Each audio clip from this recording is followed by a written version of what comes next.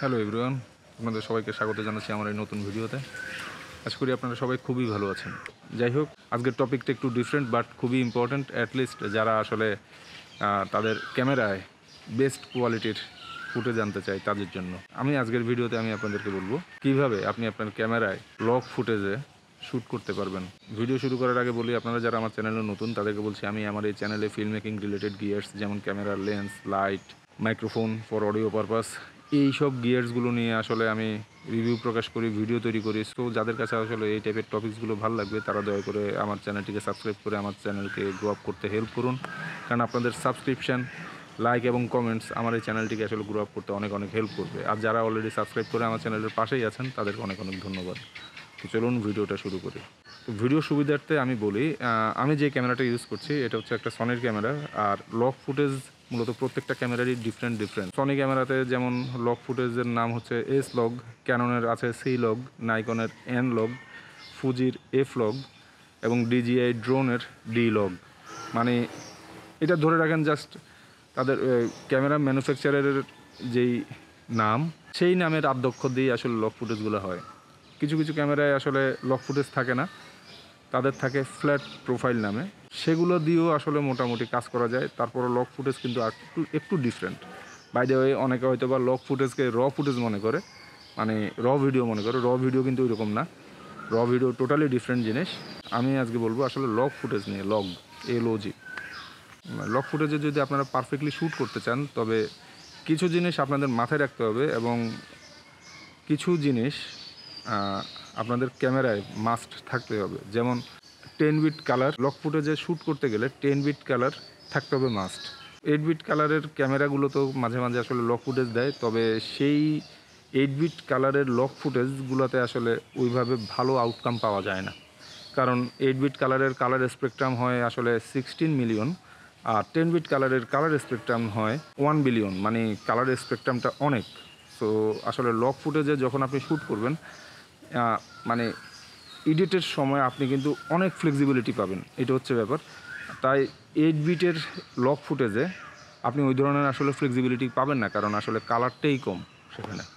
হ্যাঁ, তো যদি আপনাদের ক্যামেরায় যদি 10 বিট থাকে, 1 বিলিয়ন কালারের সাপোর্টিং থাকে, তাহলে আসলে লগ ফুটেজ আপনি শ্যুট করে মজা পাবেন এবং এডিটিং করে মজা পাবেন।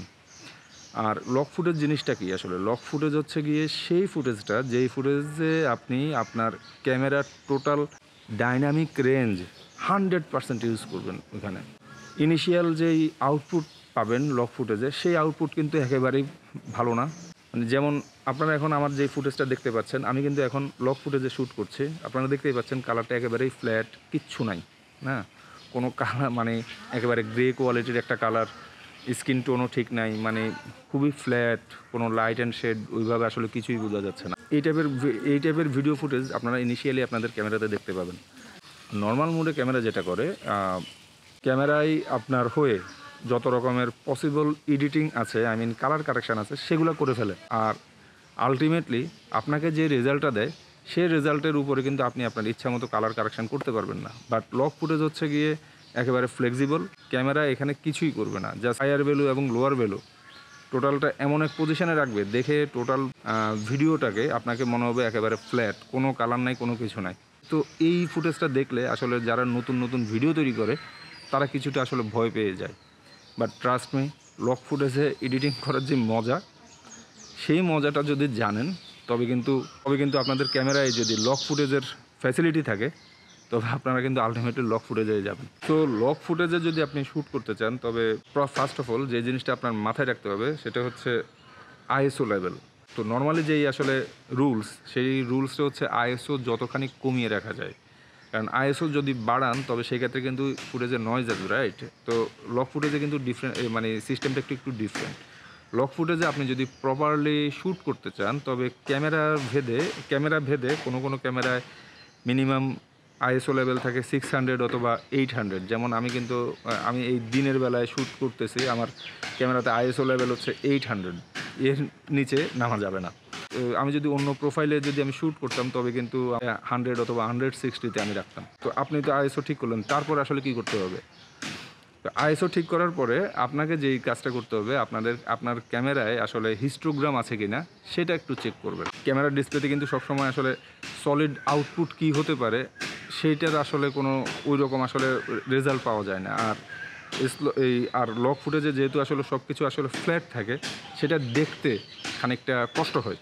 হ্যাঁ, যেহেতু এই জিনিসটা যাতে না হয় এই জন্য আপনাকে হিস্টোগ্রাম ইউজ করতে হবে। হিস্টোগ্রাম যদি আপনি ইউজ করেন তবে আপনি বুঝতে পারবেন আপনার ক্যামেরায় আপনার ফুটেজে কোনো রকম আসলে ওভার এক্সপোজ আছে কিনা অথবা কোথাও আন্ডার এক্সপোজ আছে কিনা। তো লক ফুটেজে মূলত আসলে ওভার এক্সপোজ আন্ডার এক্সপোজ এটা এডিটিংয়ে বসলেই এটা ম্যাক্সিমাম ক্ষেত্রেই ঠিক করে ফেলা যায়। বাট আপনার যদি একেবারেই এক্সট্রিম লেভেলের আন্ডার এক্সপোজ হয়ে থাকে অথবা এক্সট্রিম লেভেলের ওভার এক্সপোজ হয়ে থাকে তবে সেটা কিন্তু আসলে রিটার্ন করার সুযোগ নেই, মানে ক্লিপিং যাকে বলে আর কি। তো আপনি হিস্টোগ্রামটা চেক করবেন। হিস্টোগ্রাম চেক করলেই আপনি বুঝতে পারবেন যে আপনার ফুটেজে কোনো রকম ক্লিপিং আছে কিনা, সেটা লাইটিং সাইডে অথবা সেটা ডার্কিং সাইডে। ওকে, তো হিস্টোগ্রামটা আগে চেক করতে হবে। তো হিস্টোগ্রামের চ্যাপ্টার ক্লোজ করার পরে আপনাদের হাতে যে অপশনটা আছে সেটা হচ্ছে গিয়ে জিব্রার অপশনটা খানিকটা ডিফারেন্ট। কোনো ক্যামেরায় জিব্রার অপশন থাকে, কোনো ক্যামেরায় জিব্রার অপশন থাকে না। মোটামুটি একটু হায়ার প্রাইস রেঞ্জের যে ক্যামেরাগুলো আছে সেই ক্যামেরায় কিন্তু জিব্রার অপশনটা দেয় বর্তমানে। যাই হোক, জিব্রা অপশনটা অন করে দেবেন। আপনারা আপনাদের ক্যামেরায় যে জিব্রা যে সেটিংসটা আছে সেটা এনাবল করে দেবেন। জিব্রার 70% থেকে 80% রেশিওতে যদি আপনি সেট করেন তবে কোথায় আপনার ডার্কিং এরিয়া এবং কোথায় আপনার